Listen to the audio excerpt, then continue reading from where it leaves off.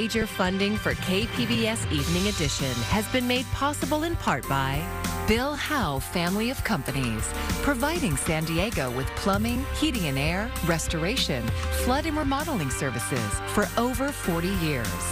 Call 1-800-BILL-HOWE or visit billhowe.com. And by the Conrad Prebys Foundation, Darlene Marcos Shiley, and by the following.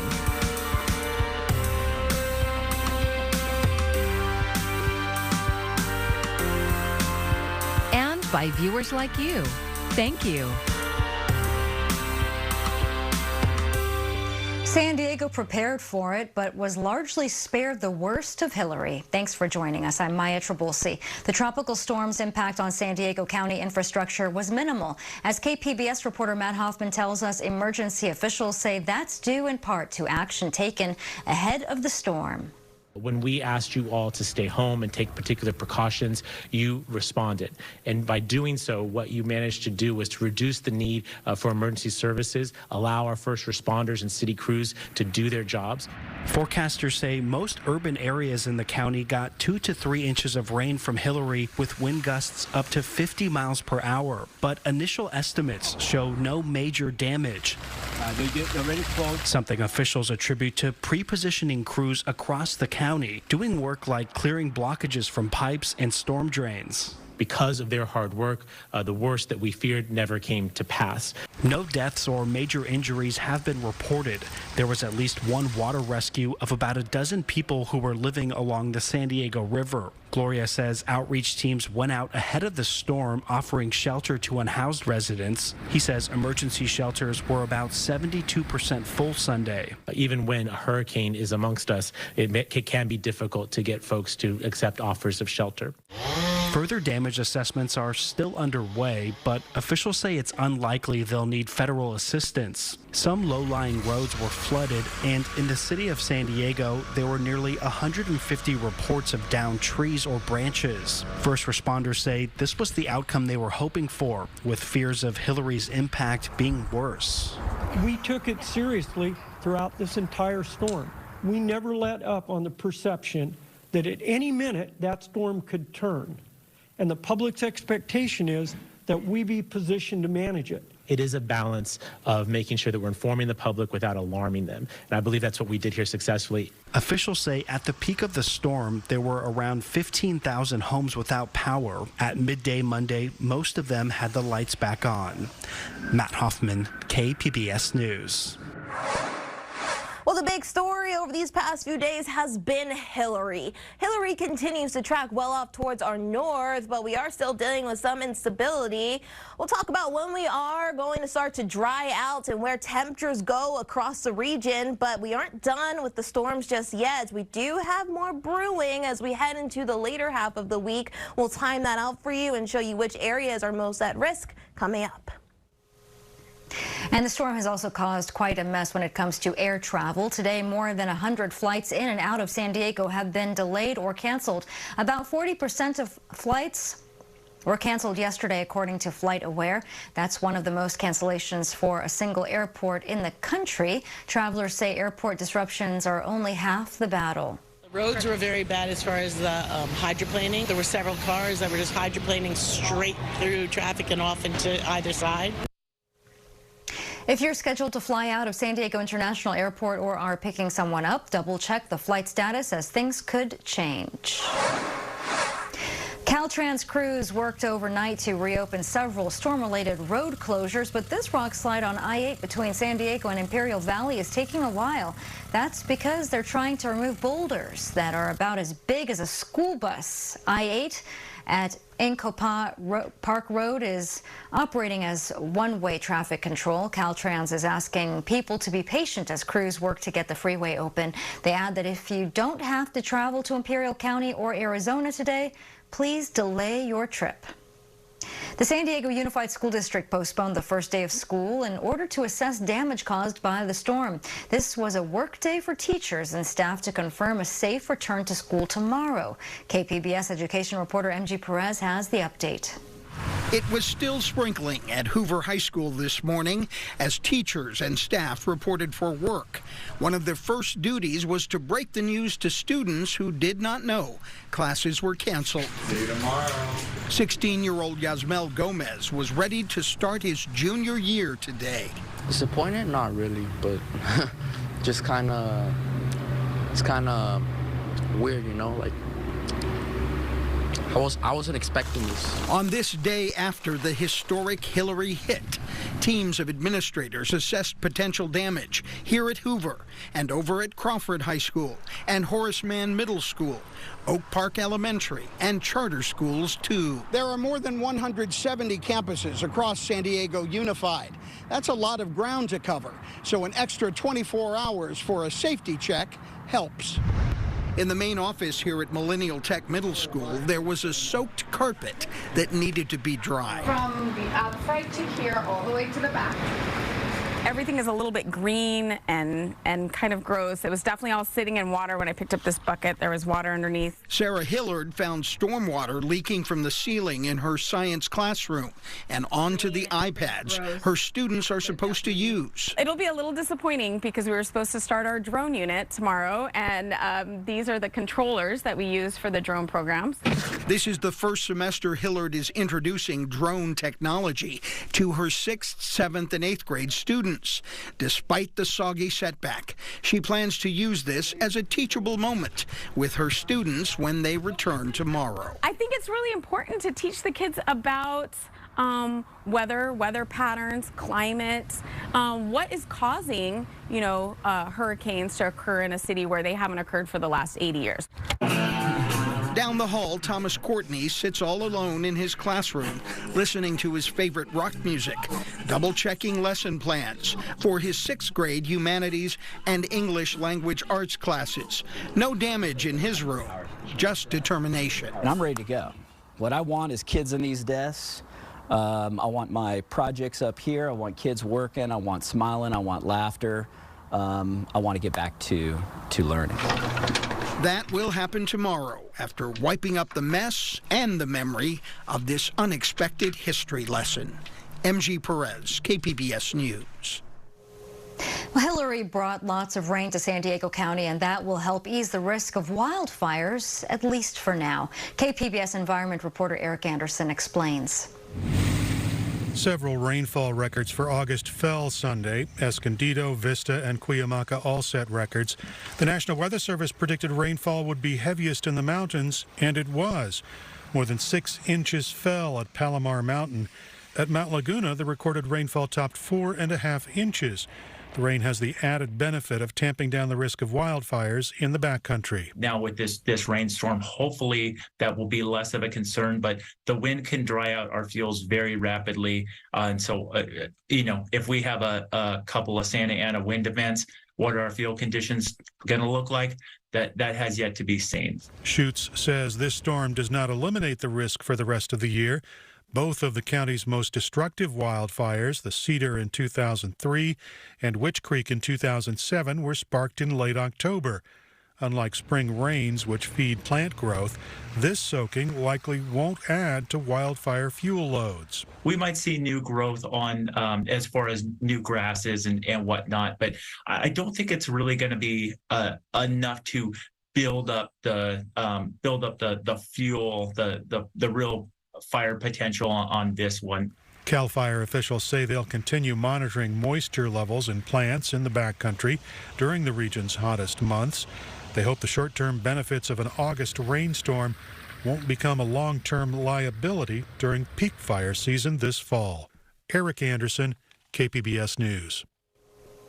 Hilary's impact was felt more intensely in the mountains and deserts to our east. Coming up, a look at the flooding, mudslides, and damage in other parts of Southern California. Well, it's not quite fall yet, but health officials are already bracing for the spread of 3 major viruses in the U.S. The FDA has approved a Pfizer vaccine for newborns. The vaccine is given to pregnant mothers. Officials say it's 82% effective at preventing severe RSV in newborns.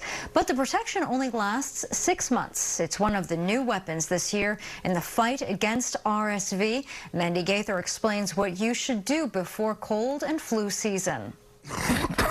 Excuse me. It's another potential triple threat of viruses: the flu, COVID-19, and RSV. All 3 may hit the U.S. together this fall, but this year there's a vaccine for all of them. When to get them varies based on age. If you're under the age of 60, before Halloween, you should get your flu shot. Late September for COVID, that's when that new booster is expected to come out. It is not an exact match for what is currently circulating, dominantly circulating in the country, but it's still good protection, especially for people who are vulnerable. The U.S. is already seeing an uptick in COVID-19 cases, although it's still unclear exactly how many cases, as fewer tests are being taken. There are patches of the country in red, with a more significant increase in hospitalizations, a few states with numbers going down and others staying stable. Still, COVID-19 hospital admissions are lower than in years past. The numbers are going up, but August of this year right now is about a quarter of what August of last year was. The U.S. Centers for Disease Control and Prevention say if you test positive for COVID-19, isolate for 5 days. On day 6, isolation can end if symptoms improve. The agency does recommend masking until there are 2 negative tests taken 48 hours apart. It's a little complicated, but really the first 5 days, that's when you're most infectious. That's when you should stay home. For Health Minute, I'm Mandy Gaither. San Diego State's men's basketball team is helping raise awareness about the dangers of fentanyl. Fentanyl kills, creates chaos, ruins families. It doesn't care about your race. It doesn't care how you identify. It doesn't care if you were addicted or just trying for the first time. Fentanyl kills. Aztec players discuss the potentially fatal consequences of using fentanyl in a series of public service announcements. The campaign is a partnership with both U.S. and city attorney offices and the nonprofit organization MESA. The PSAs were released today to coincide with National Fentanyl Prevention and Awareness Day. The videos touch on fentanyl's presence in many other drugs and the importance of having Narcan available to prevent overdoses. As more and more kids head back to school, worries about active shooters, weather emergencies, and bullying can be top of mind for parents and for students. Ivan Rodriguez has advice from the experts to get the school year started right. Going back to school can be stressful, but experts say there are steps you can take to alleviate anxiety and be prepared for any scenario. If we can empower them to feel like they're responsible for their own safety and that there's things that they can do to feel safe so that there isn't so much fear. Lori Olin from Allied Universal, a security services company, recommends keeping open communication with your school, understanding the protocols for emergencies, and identifying safe adults who your child can turn to for help. Know who those people are. That's number one. And that's for students of any age. For higher education, it's just as important to know who those trusted adults are on campus. Online safety should also be a priority. Encouraging children not to share passwords, don't talk to strangers, be mindful of online bullying. That advice extends to parents as well. Byron Lowens of the University of Michigan says to think twice when posting those back-to-school photos on social media. It can reveal personal information about your child. This information can be potentially used by predators or other criminals to track your child down. With so many safety concerns to take into consideration, mental health expert Erin Pash recommends focusing on the positive and empowering your child. Kids are so resilient and they're so trusting. If we set the tone the way that we want them to have an experience, they're usually very accommodating and adaptive to that. I'm Ivan Rodriguez reporting. Water levels on the Colorado River are rising for the first time in years. Federal officials announced that they will ease water restrictions next year. But as Lucy Kafanov reports, the long-term health of the river basin remains in doubt. This river is iconic St. Eberly has spent much of his life on the Colorado River. It's a remarkable, remarkable area of the world. As an avid adventurer and Colorado River advocate, his mission in life is to protect it. This is one of the most important places in the nation, and it's one of the places that we need to be really diligent about taking care of because it does contribute so much to all of us. The Colorado River is the lifeblood of this region, powering cities, watering farms, and quenching the thirst of some 40 million people. It's a critical refuge for wildlife and a playground that's under threat. It's being overused. There's more demand on the river. There's more water being taken out of the river than the river can handle. If we continue to over-extract the bank account, we are going to run dry. An unusually wet and snowy winter brought some relief, replenishing snowpack and boosting water levels for the first time in years. But with the rapidly changing climate, experts are warning it's not enough. It's been so hot and so dry in the Southwest that much of the benefit we got out of the snowpack has literally evaporated. So 1 or 2 extra wet winters is not going to solve this crisis. My concern is that people will assume that the situation is getting much better and that we can take our foot off the gas in terms of conservation. This system can crash, and it can crash fast. Over the last century, the river has shrunk by roughly 20%. Those losses are more apparent in the lower basin states, but the impacts are being felt across the entire waterway. Rafting to Colorado is a breathtaking experience. It's a slow and sometimes bumpy ride through ancient time at a moment when it seems like the Earth's clock is speeding up. Even here, the effects of climate change, rapid growth, and water overconsumption are threatening the very existence of this river. We boat through Cataract Canyon. It's the best roller coaster in North America. Class 5 rapids all the way down when it's high water, and yet my most dangerous part of my job is when I get to this ramp.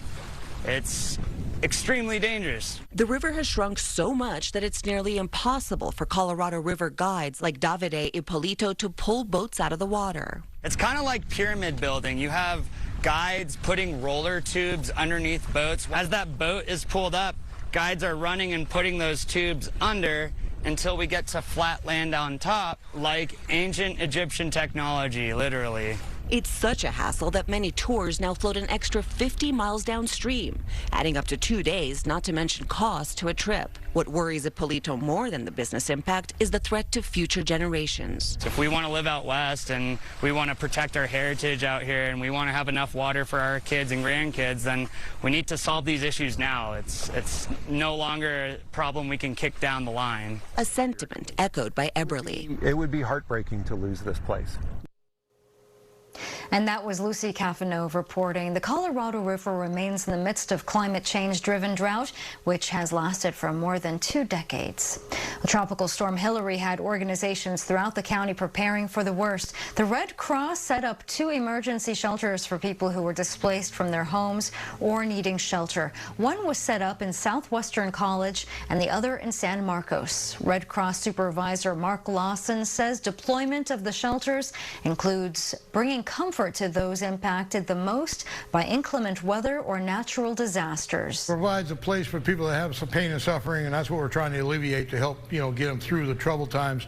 So when they come here, we offer them, like I said, we offer them a light breakfast, and we serve lunch, we serve dinner. This place had, like I said, had shower facilities, which helps out, with the rain and weather, they can clean up a little bit. We've got comfort kits we give them, which have different, toothbrush, toothpaste, stuff like that. And the shelters also offered a nurse's station to treat any wounds. Both of the emergency shelters have been closed as of this afternoon. San Diego County appears to have escaped the worst of Hilary's wrath, but not without the storm setting off flash floods and mudslides that clogged roads and trapped vehicles. Mike Valerio has a look at the big picture on damage in other parts of Southern California. Mother Nature clearly put her mark on us. A record-setting mark across much of Southern California. Holy go! Historic rain, flooding, and mudslides as post-tropical cyclone Hilary rolled ashore overnight. You have water flowing over the top of roads, mud, and debris in a lot of places. Palm Springs and much of the Coachella Valley was virtually isolated as floodwaters and mud choked off all access by road. Road clearing has already begun. We've already started to open them. Multiple rescue agencies confirm they had to pluck people from raging floodwaters, and the search for more trapped victims continues. Now we're going house to house and making sure that the people that want to get out can get out. It wasn't just mud and floods. In Ventura County, residents were rattled by a 5.1 quake Sunday. Luckily, there was no significant damage that we found. We are still out surveying the areas, and geologists will be getting back to us. With major cleanup for Southern California ahead, Hilary is expected to further weaken as it moves inland. States west and southwest of California now bracing for major flooding in the hours ahead. If you don't need to be on the road, stay warm in your house. In San Diego, Mike Valerio, KPBS News. And check out the damage caused by Tropical Storm Hilary in Nevada. The system dropped 8.7 inches of rain on Lee Canyon, and that shattered the old record of just over 4 inches from an unnamed tropical system back in 1906. And the number could go up as rain continues to fall. It's the first tropical storm ever to cross into Nevada.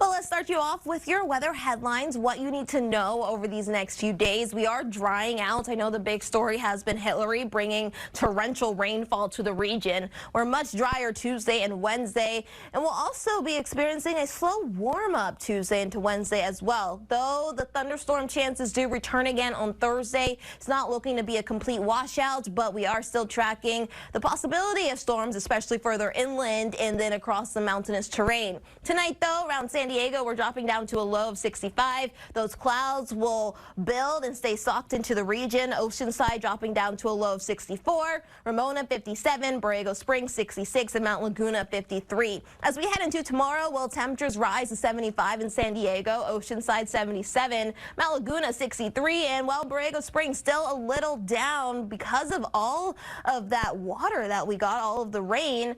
Just a high of 92, but the cooler temperatures aren't going to stay around for too long. We are going to steadily rise. Here along the coast, well, clearing and humid for Tuesday with a high of 77. Wednesday, partly sunny with humid conditions, so it is still going to be feeling a little sticky outside, even through the rest of the week into the beginning of the weekend. Highs, though, remaining in the mid to upper 70s.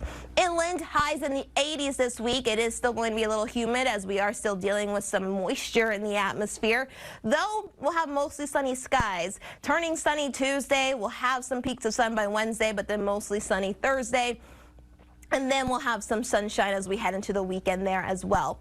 For the mountains, highs are going to remain in the 60s. We'll stay sunny, but a little cool with highs just ranging in the low to mid 60s. Lows dropping down to the 50s this week. So if you are in the mountainous terrain, well, definitely going to want to add an extra layer as you head out the door, either early or late. The deserts, though, temperatures rise back to the triple digits by this weekend. We're not staying down for too long. For KPBS News, I'm meteorologist Bree Guy. Labor Day weekend is in 2 weeks, and AAA says more people are booking travel than last year, and that includes bookings for flights, hotels, car rentals, and cruises. Domestic travel bookings that weekend are up 4%. International bookings are up 44%. The 5 most popular destinations in the U.S. are Seattle, Orlando, Anchorage, New York, and Las Vegas. A portion of the original Berlin Wall has a new permanent home in Tijuana. KPBS border reporter Gustavo Solis spoke with one of the people responsible for bringing it there.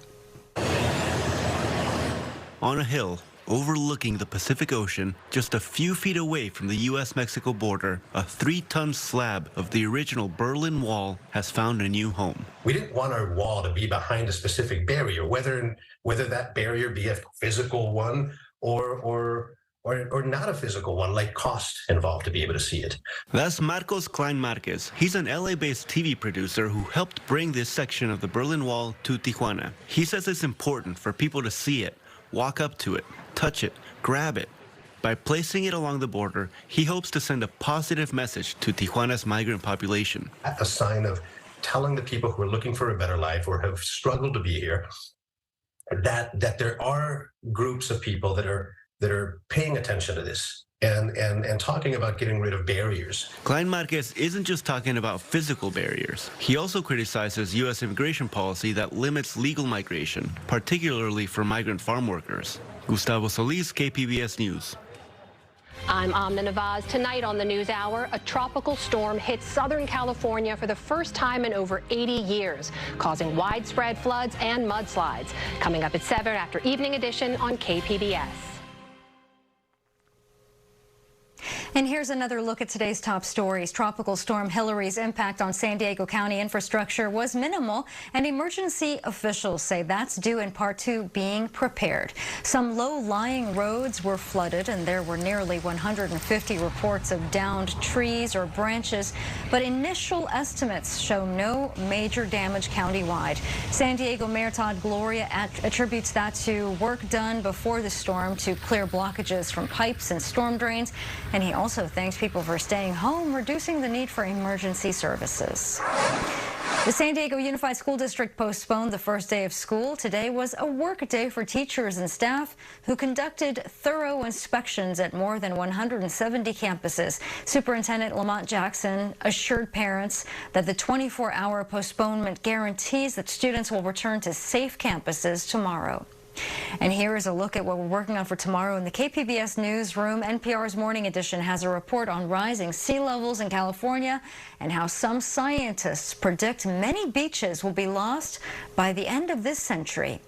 And it's back to school time for students in San Diego County's largest school district, as well as community colleges. KPBS Midday Edition is sitting down with the leaders of both districts. And you can find tonight's stories on our website, kpbs.org. Thanks for joining us. I'm Maya Trabulsi. Good night. Major funding for KPBS Evening Edition has been made possible in part by Bill Howe Family of Companies, providing San Diego with plumbing, heating and air, restoration, flood and remodeling services for over 40 years.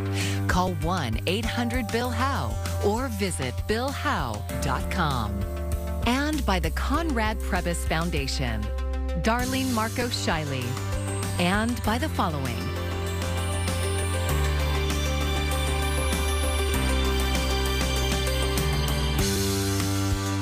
And by viewers like you.